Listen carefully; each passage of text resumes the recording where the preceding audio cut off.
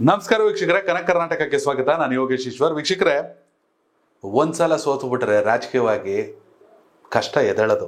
2 ಸಲ ಸೋತ್ಬಿಟ್ರೆ ಇನ್ನೂ ಕಷ್ಟ.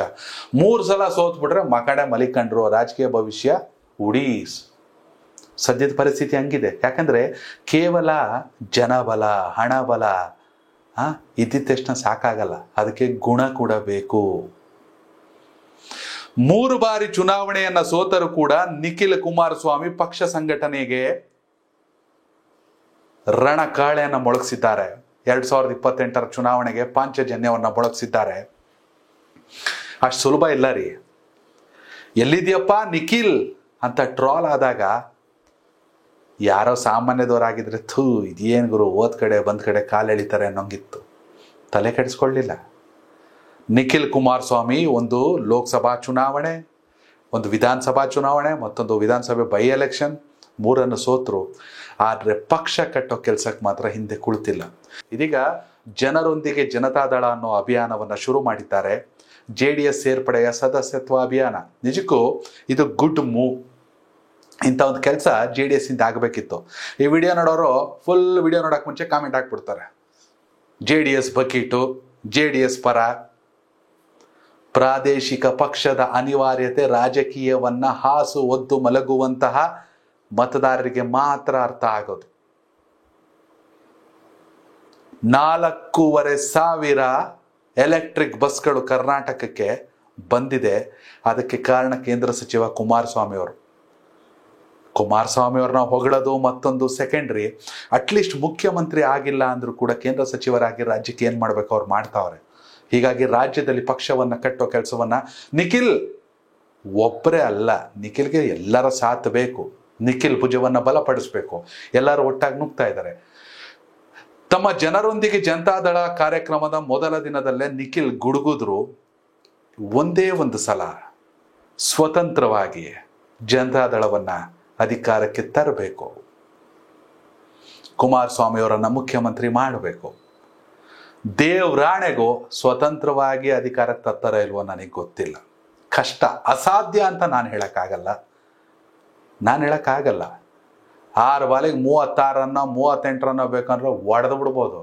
ಹೆಚ್ಚು ಕಡಿಮೆ ನೋ ಬಾಲೋ ಮತ್ತೊಂದೋ ಫ್ರೀ ಏಟೋ ಏನ್ ಬೇಕಾದ್ರೆ ಆಗ್ಬೋದು. ಹೀಗಾಗಿ ಅಸಾಧ್ಯ ಅನ್ನಕ್ಕಾಗಲ್ಲ, ಆದ್ರೆ ಕಷ್ಟ.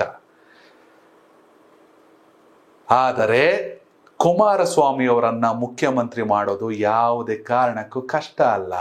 ದೇವೇಗೌಡರಿಗೆ, JDS ಪಕ್ಷಕ್ಕೆ, ಜನರಿಗೆ ಇರುವ ಶಕ್ತಿ ಮುಂದೆ ಅದು ಖಂಡಿತವಾಗಲೂ ಚಿಟಿಕೆ ಹೊಡೆದಷ್ಟು ಸುಲಭ.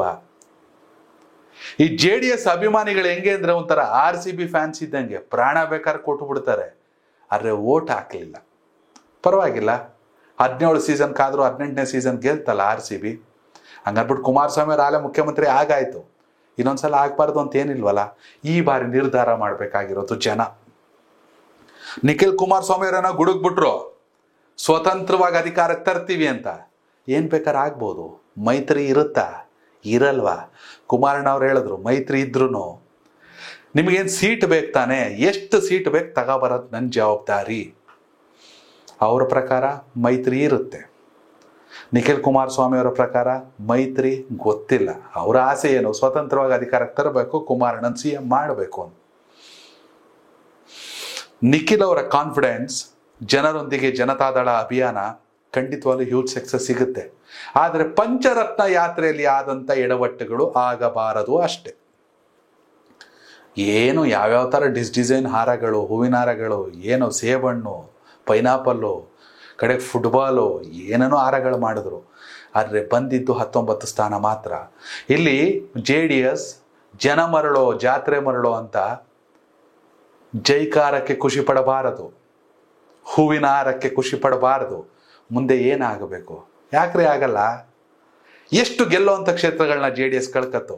ಮೇಲ್ಕೋಟೆ ಪುಟ್ಟರಾಜ್ ಅವ್ರು ಗೆಲ್ಲಕ್ಕಾಗಲ್ವಾ? KR ನಗರ ಸಾರಾ ಮಹೇಶ್ ಸೋಲೋ ಅಂತ ಕ್ಯಾಂಡಿಡೇಟಾ?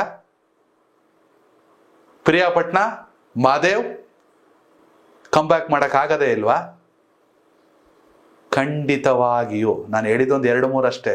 ಸಾಕಷ್ಟು ಕ್ಷೇತ್ರಗಳಲ್ಲಿ ಬೌನ್ಸ್ ಬ್ಯಾಕ್ ಮಾಡುವಂತ ಕೆಪಾಸಿಟಿ JDS ಇದೆ. ಸ್ವತಂತ್ರವೋ ಅತಂತ್ರವೋ ಗೊತ್ತಿಲ್ಲ, ಆದರೆ 25-30 ಸೀಟ್ ದಾಟ್ಬಿಟ್ರೆ ಮಾತ್ರ ಕಿಂಗ್ ಮೇಕರ್, ಏನ್ ಬೇಕಾದ್ರೆ ಆಗ್ಬೋದು. ಬಿಜೆಪಿ JDS ಮೈತ್ರಿ ಮುಂದುವರಿತು ಅಂದ್ರೆ ಒಗ್ಗಟ್ಟಾಗಿ ನುಗ್ಗ್ಬಿಟ್ರೆ 150 ರೀಚ್ ಆಗಬಹುದು, ದೊಡ್ಡ ವಿಷಯ ಏನಲ್ಲ. JDS ಇಂಡಿವಿಜುವಲ್ ಆಗಿ ನುಗ್ಗಿದ್ರು ಖಂಡಿತವಾಗ್ಲೂ 70-72 ಕ್ಷೇತ್ರದಲ್ಲಿ JDS ಓಟ್ಗಳವೆ. ಆಯ್ತು ಬಿಡಿ, ಓಲಿ 70 ಯಾಕೆ, ಅದೊಂದು ಅರ್ಧ ಎತ್ಕ ಬನ್ನಿ, 35 ಕ್ಷೇತ್ರ ಗೆದ್ದು ಬಿಟ್ರೆ ಕುಣಸಾಕ್ಬಿಡ್ಬೋದು. ನಿಖಿಲ್ ಈ ಹೆಜ್ಜೆ ಬಗ್ಗೆ, ಜನರೊಂದಿಗೆ ಜನತಾದಳ, ಇದ್ರ ಬಗ್ಗೆ ನಿಮ್ಮ ಅಭಿಪ್ರಾಯ ದಯವಿಟ್ಟು ಕಾಮೆಂಟ್ ಮಾಡಿ. ಎಲ್ಲಕ್ಕಿಂತ ಮುಖ್ಯವಾಗಿ ವೀಕ್ಷಕರೇ, ದಯವಿಟ್ಟು ಪ್ರಾದೇಶಿಕ ಪಕ್ಷದ ಅನಿವಾರ್ಯತೆ ಎಷ್ಟು. ನಾನಿಲ್ಲಿ JDS ಮತ್ತೊಂದು ಅಂತ ಹೇಳ್ತಿಲ್ಲ. ಜನಾರ್ದನ್ ರೆಡ್ಡಿ ಅವ್ರು KRPP ಕಟ್ಟಿದ್ರು, ಖುಷಿಲ್ ವಿಡಿಯೋಸ್ ಮಾಡಿದ್ವಿ ನಾವು, ಖುಷಿಲ್ ವಿಡಿಯೋ ಮಾಡಿದೆ KRPP ಅಂತ, ಅವರು ಹೋಗ್ಬಿಟ್ಟು BJP ಸೇರ್ಕೊಂಡ್ರು. ಅದು ನಮ್ಮ ಕೈಲಿಲ್ಲ. JDS ಜಸ್ಟ್ ಮೈತ್ರಿ ಮಾಡ್ಕೊಂಡಿದೆ. JDSನ ಭವಿಷ್ಯ ಏನು, ಪ್ರಾದೇಶಿಕ ಪಕ್ಷದ ಅನಿವಾರ್ಯತೆ ಏನು, ದಯವಿಟ್ಟು ಕಾಮೆಂಟ್ ಮೂಲಕ ತಿಳಿಸಿ. ಧನ್ಯವಾದಗಳು. ಕನೆಕ್ಟ್ ಕರ್ನಾಟಕ, ಇದು ನಿಮ್ಮ ನೆಟ್ವರ್ಕ್.